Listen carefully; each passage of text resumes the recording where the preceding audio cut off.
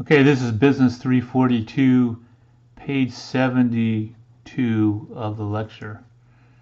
Okay, portfolio expected returns. Okay, this is another version of the formula to figure out expected returns. Remember, expected returns is just a weighted average. Okay, so in this case it says expected return for the portfolio, which is P, is the sum of the weight times the expected returns of each individual asset. I is when they're denoting an asset. P is for expected return for a portfolio, weight of I times the expected return of I.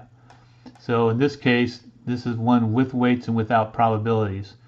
So if you remember back to page 70,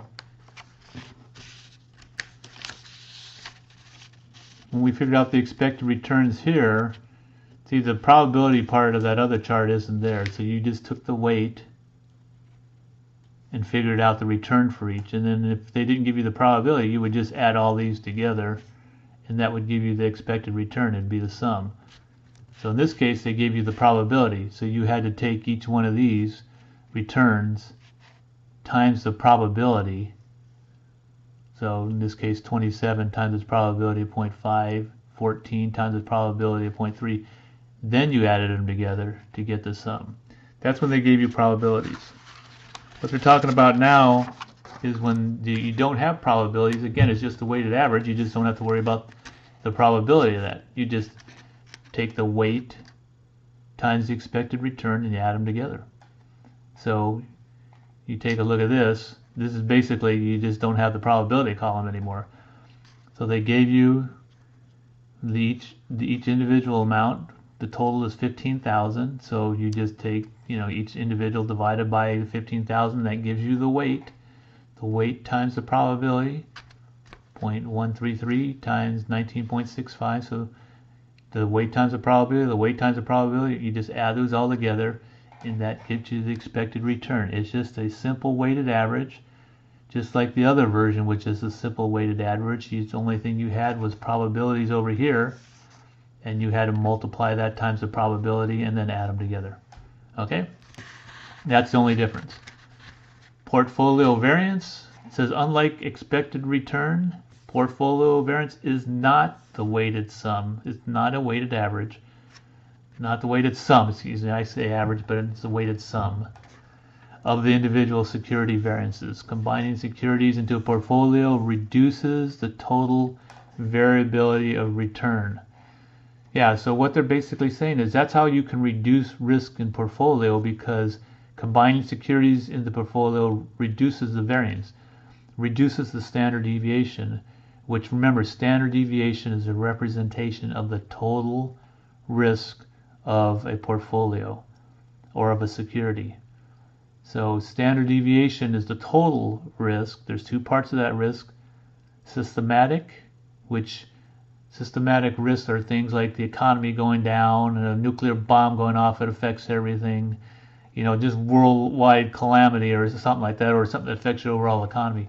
That affects every company, every asset to some extent, some positive, some negative. Gold goes up when things go bad, when war breaks out.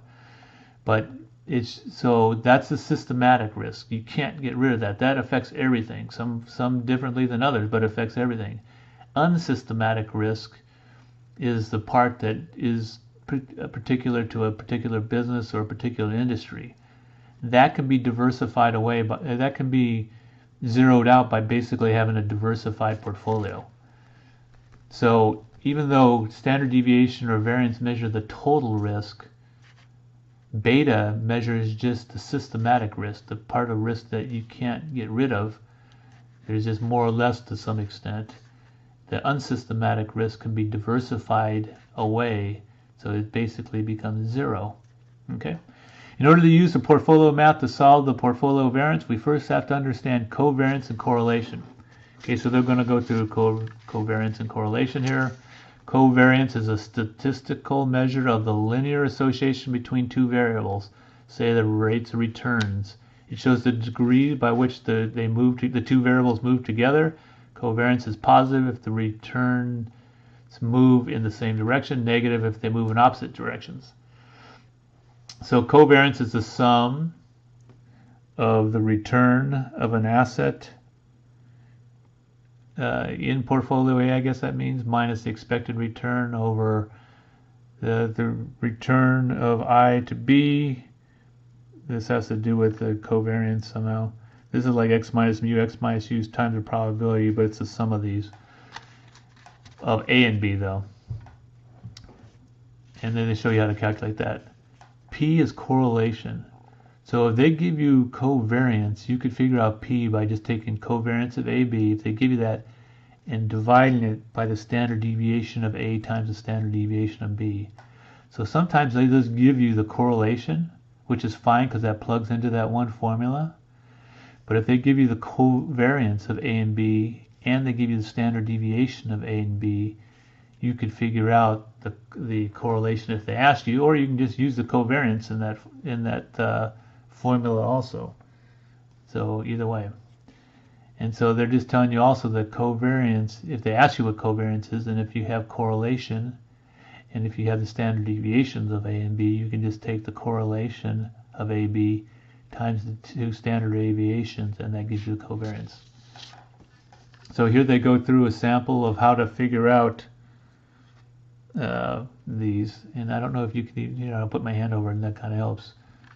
Okay, let me move that over there. Okay, compute the covariance and correlation coefficient for the following information in assets A and B. So now they're giving you the probability here because you're figuring out the covariance. I told you before, if they give you probability in that, you're probably going to use the other formula, which you could use it, but in this case they just want you to figure out the expected returns and then the standard deviations and then figure out the covariance. So what they did basically here is they figured out the expected return for A, which is just 0.5 the probability plus or times the return, probability times the return plus the probability times the return plus the probability times the return. That gives you the expected return for A. You can do the same for B. That's how they got 13 there and they got 10 here. Now to figure out the standard deviation, you have to obviously figure out the variance. So the way you do that is variance of the return for A equals 25% x minus mu, so 25 minus 10.5 squared times the probability. See, this is that same formula as before for figuring out variance. And this isn't the one, if you had covariance or correlation and just the weights, then they don't give you the weights here. That's probably another reason you're not doing it with that other formula. You would figure it out the other way. So here you're figuring out the variance. You're going x minus mu squared times the probability, x minus mu squared times the probability. Add those together. Remember, that is giving you the variance, which is 357.25. Okay. To get the standard deviation, which you're going to need, you take the square root of that, so that's 18.9. And they went through the same calculations to figure this out. So now they're showing you how to figure out the covariance, which is basically the return of A minus the expected return of A times the return of B times the expected return of B times the probability. Okay, so there's the numbers. 25 minus 10.5, this minus that, times 30 minus 13, this times that, times the probability for that state. Then you add all those together, and that gives you the covariance. Once you got the covariance, you just can divide it by the standard deviations, which you figured out there, and that gives you the correlation. Okay, so that's what they were just trying to show you how to calculate that. It looks like in the problems that he gives you, they mostly give you the correlation and the weights, so you can just figure it out that way. But remember, if they give you the covariance and they give you the standard deviations, you could figure out the correlation also. But I don't know that you would really need that, since you can use either the covariance or the correlation in that formula to figure out the variance. All right, so that is page 72 of the workbook lecture.